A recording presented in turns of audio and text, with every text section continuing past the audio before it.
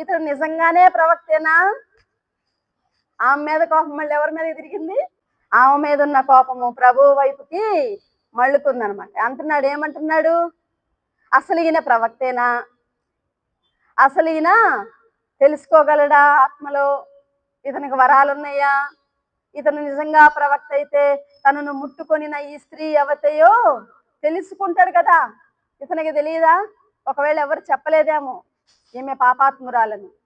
కనీసం ఈయన ప్రవక్త కాబట్టి తన ఆత్మలో ఆయన గ్రహించాలి కదా, అసలు ఇతను ప్రవక్తో కాదు, అసలు ఇతనికి వరాలున్నాయో లేవో అని యేసుక్రీస్తు ప్రభు వారి మీదే సణుక్కుంటున్నాడు.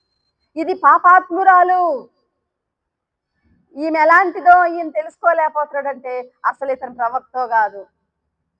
చూడండి, తన గురించి తనకు ఆలోచన లేదు. నేనేం చేశాను, నేను ఎట్లా చేస్తున్నాను, సరిగ్గా చేస్తున్నానా లేదా, నా యొక్క ఆతిథ్యంలో ఏమైనా లోపం ఉందా, ప్రభు సంతోషిస్తున్నాడా లేదా, ఇది లేదు. ఆయనని గురించి ఆయనకి ఎటువంటి చింత లేదు.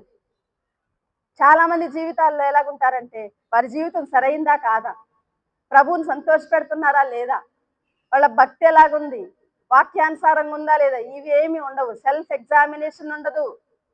దేవునితో సరి చేసుకొని దేవునికి ఇష్టమైన జీవితం జీవిద్దామని ఉండదు. పక్కన వాళ్ళు చేసే పనికి ఏం చేస్తుంటారు? తీర్పు తీరుస్తూ ఉంటారు. వీళ్ళు ఇట్లా ఎందుకు చేశారు, అట్లా ఎందుకు చేశారు, ఈమె చేసిన పని ఏంటి, అసలు ఈమె స్థితి ఏంటి, ఈమె పాపాత్మురాలని ఆమె మీద సణుక్కుంటున్నాడు, ప్రభువు మీద కూడా సణుక్కుంటున్నాడు.